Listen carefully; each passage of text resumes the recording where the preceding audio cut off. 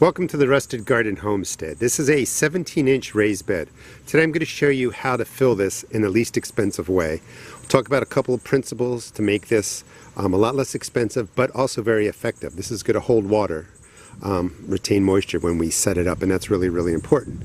There's a couple different ways to do it depending on how high the bed is on the side, so we'll talk about that. This section is going to be my kitchen garden. Last year I planted strawberries, raspberries, wanted them to multiply, so these are all going to be pulled out.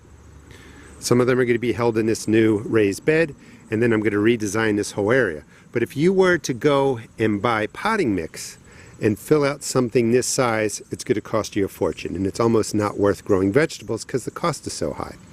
We're going to fill this up in thirds, so anything 8 to 12 inches high we're going to fill in halves, and I'll talk about that. When you're getting above 12 inches to 15, 17, 24 inches, you can do this in thirds and you can save a little bit more money. So let's start this out as if we just built this and this is actually grass on here, and the first thing we're going to do is drop cardboard down. So let's keep this simple. The next part of the video will deal with filling a raised bed with 17-inch sides. We're going to fill this up in thirds. The bottom of any raised bed, you can drop down cardboard, seal over any grass that's down there. Worms will love the cardboard. We'll just fill right on top of that. When you have sides that are at least 12 inches but closer to 15, 17 or taller, we can fill this in thirds, with the bottom being more materials that aren't fully composted down or broken down. They will break down over time. The good soil's up higher in this, and the plants will do perfectly fine. If you're filling raised beds that are 12 inches or smaller, you really have to make sure you're using composted materials that are fully broken down, fully composted. If not, they're going to challenge your plants for nitrogen. So let's proceed with the 17-inch sides, and we're going to put in some sticks, some branches, shredded hardwood into the bottom of this. So here are some of the options for the bottom third. This is shredded hardwood, well shredded. You could use wood chips. This is nicely broken down. It's been aging, so I could actually grow directly in this. So I could use this in the middle third, but bottom third, we can use wood chips, shredded hardwood that may not fully be broken down. That's a great filler. This is inexpensive. Contact your local landscape company and ask for shredded hardwood or wood chips, whatever you want to use. Have them drop them off. It's a lot less expensive this way than buying bags of shredded hardwood, bags of wood chips, or bags of potting mix. Okay, let's look at some other resources. So here's one of my compost piles. This is going on its second year. The stuff at the bottom, probably the bottom third, would be great because it's broken down nicely for the middle third of the raised bed container or the bottom third. Stuff up top isn't fully really broken down yet, but that would be great for the bottom third. So what am I saying? The bottom third can have materials that are broken down, browning out, not fully composted down, because again, the plant root systems will get down there later. That's going to continue to break down. Worms, soil life will break that down. Bottom level. The middle third would be the stuff at the bottom, because that's broken down more, it's nicely composted, and that would be the middle layer. This is this year's grass, still breaking down, so this would not be good for the middle third. This would be perfect for the bottom third, because it's going to be deep in the raised bed, and this will continue to break down, and it's broken down a lot, but it's not quite there yet. So you just don't want to have materials that aren't fully composted down up higher towards the root system when you're filling something, 15 inches, 17 inches or higher. So in the bottom third, you could use thicker branches. Just break them up so that they lay, somewhat flat. But the other materials will fill in any air pockets that these create. So I'm going to cut up some of these, put them in the bottom, and again, these would be for the bottom third. And this is sort of like hugelkultur if you want to look that up, but it's really a principle of putting in materials that are going to break down slowly over the years that will feed your plants. The other thing, and then you could even pick up some of this stuff, put that in the bottom third. That's for the fireplace. But you could take some cut logs. These are for the outdoor fire pit over here. Drop a couple of logs in there, which I will do. They will decay years down the line. But what's going to happen is with these higher sided raised beds, you're putting in all these materials in the bottom 2/3 that are really going to hold water, break down slowly, give nutrients to your plant, and it's going to be a great growing medium over the years. The first year I'll show you a trick in case you're concerned that maybe you didn't have fully broken down materials. We can add in some blood meal, add in some nitrogen, and that will take care of the plants for the first year. Year 2, this stuff is going to be breaking down nicely and your plants will love it. Now the best time to really do this is the fall, when you'll have several months for this to break down and get set up come spring planting time. Old sticks, logs that have dried out, you could use green sticks if you want, but it's best to use something that's been dried out for a while and breaking down. So this is just the first layer. I'm going to put more down, and the trick that I'm going to use, because the concern is sometimes decaying matter, organic matter, can take nitrogen from your plants. When it's this deep down, it's not going to really matter, but we're going to put fresh cut grass on here too.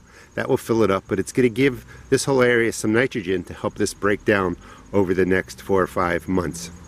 The whole key, just to help you kind of keep this in mind, is on the top of your raised bed, you want a good 6 to 12 inches of soil for it to grow into. You want that stuff to be pretty good.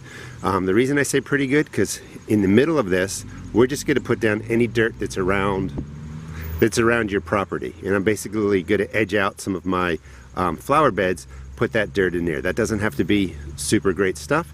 Of course, if you have compost and you have 1 billion pounds of it, you can fill all these beds with compost, but most of us don't have that. So we're putting the coarser materials at the bottom, materials that have to break down, some standard earth from around your garden area, and then the better stuff on top. One of the goals of a garden and having your own homestead is to spend as little money as possible. Now these metal frames, depending on what you buy, can be anywhere from $100 to several $100s. That's a cost. They're going to last 10 years. That's great. But you can save money by filling them up with materials that cost you nothing. So we put the wood down. This is just 1 bag full of fresh cut grass. Walk on there, make sure there's no pockets, and let the grass kind of settle in between the sticks. Next, if you have leaves right now, you can put an inch or so of shredded leaves down, or as much as you can shred them. I'm going to put in some of my compost that's not fully broken down, some of those wood chips, and you can kind of get a sense we're just building up a layer. With the whole idea is the stuff on the bottom will break down and give back to the plants. The top 6 or 12 inches is the better quality soil for your plants to grow in. So that is 1 wheelbarrow full of the shredded hardwood. That does cost some money, but it's the cheapest way to do it. So if you have to spend money, again, landscaping companies. So a layer of the shredded hardwood, and then these are cuttings I took a couple days ago from my different flowers around here, and you can just throw some of those in. It'd be great if that was maybe, you know, 1 inch of leaves. So I'm going to put down another layer of the shredded hardwood, and then some of my compost that's not fully broken down, and I'll show you what that looks like. Again, I'm going to keep stressing it because a lot of people won't watch the whole video, and they're going to kind of create what's at the bottom here on top of their garden, or too high towards the top, and the plants aren't going to grow for that first year. They will the second year when it all breaks down, but we want to get this set up either in fall or early spring, but we want the plants to be able to grow in there for the first year. So this is the second layer of the shredded hardwood, and if it's kind of dry, you could add, you could just kind of wet it down, soak it down. That'll help break down the products that are in there. Moisture is needed for the microbiology, the soil microbiology. You could also put down a couple handfuls of organic fertilizer if you want. If you were doing this towards the later spring and wanted to get this planting, putting down blood meal would put in nitrogen down there, help break it down and kind of get it ready if you're trying to push the limits and do this later spring. But again, best time is fall. So this is about 1/4 of the way filled. We're going to put in some of the composted materials next. Let's get to that. So here's some compost, about 50% broken down. It's grass, leaves, some sticks, cardboard in there. So that's going to go down. Now this is kind of fluffy. It's going to drop in volume over time. So even though this is going to look maybe like halfway through, this is going to compress. So we would add in more compost. So if you haven't done it yet, maybe start making compost. We'd add more compost next spring when this kind of breaks down and settles a little bit. So a layer of compost, and then some dirt from the trimmings around my flower beds. So here's what the layer looks like of material that's about 50% composted down if you're keeping track. It looks pretty good. There's no odor to it. Kind of smells sweet, still breaking down, but it's at the right distance towards the bottom. So this is a lot of earth, and I just got it from my flower beds, dug along there, more clay, filled with micronutrients, some better earth over here. But you can see that amount of digging, which I have to do anyway, is giving me all of this. Now if you had good quality compost, you could mix it with this. It doesn't really matter that much. This is decent stuff, decent earth. So we're going to layer this now into the raised bed. All right, so that's emptied. Really didn't raise the level that much, but it's free. So I'm gonna go probably put in another one, maybe two more wheelbarrowfuls of this topsoil or earth. So we're approaching that final 6 to 12 inches. That was 2 fillings from the dirt that I took up around my flower beds. This is half dirt, better dirt from around one of the flower beds, and 50% compost. I have some good compost. So at this point, if you're doing something 17 inches taller, 15 inches taller, you want to set it up like this. If you're doing something smaller, 15 inches, 12 inches or lower, maybe do this halfway. Just make sure you get 6 inches, 12 inches of good topsoil if you're going to be growing in it right away. So this is a nice mix. I'm going to put that down, and we've really saved a lot of money. We've brought it up this far, basically using resources from around the yard, minus the shredded hardwood. And then on the top, you could go with the potting mix or raised bed mix if you want to spend the extra money. You could use your old container mixes if you want to dump them out, refresh them maybe, you're doing that. Or you can keep doing what I'm going to do. It's going to be 50% earth for my garden, 50% compost, and I'm just going to take it to the top. So this is where we're at. We're going to leave 2 to 3 inches to the top of the raised bed. We can put down shredded hardwood, we can put down green grass clippings. Basically, our composts, our mulches, that's not going to affect the plants if you're planting. I'm going to actually, I think I mentioned, take a lot of these strawberry plants, put them in there, and I'm going to drop in some blackberry plants. So at this point, again, you could use bagged mixes. You can get a 2-foot cubic bag of peat moss. That's only about 15 bucks here in the States. That will increase the volume. You could use compost. You can really do whatever you want at this point. So let me fill this up, and then I'll talk about putting the mulch down on top. So it's pretty much done. I put down my compost and better stuff. I've been making compost for well over a year. Need more, so if you do have the room, I would recommend starting some compost. Once it's set up, I'm using the wood chips right here, just about an inch. I would just cover it over, nice layer of mulch. This will break down. Your earthworm, soil microbiology will move things up and down through here. This is going to be basically a no-dig raised bed. Now that we've filled it, we're not going to have to do too much to it. You could also put down an inch of grass clippings, the green grass clippings. They will dry out over the next month, and the earthworms will enjoy those too. But this is how you fill a bed inexpensively.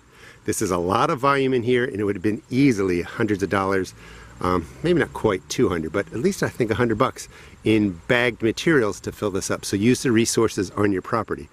By putting the materials down on the bottom third, they're going to break down, they're going to feed your plants. We have good quality soil up here. Again, this is 17 inches. If you're working with a 12-inch or smaller raised bed, remember you don't want to put a lot of green materials down here, but you could put down some wood chips, some leaves, some dry grass, some compost, and then put the good soil on top. It's just a nice, cheap, effective way to fill your raised beds. Thanks for watching, and please check out my seed shop at therustedgarden.com.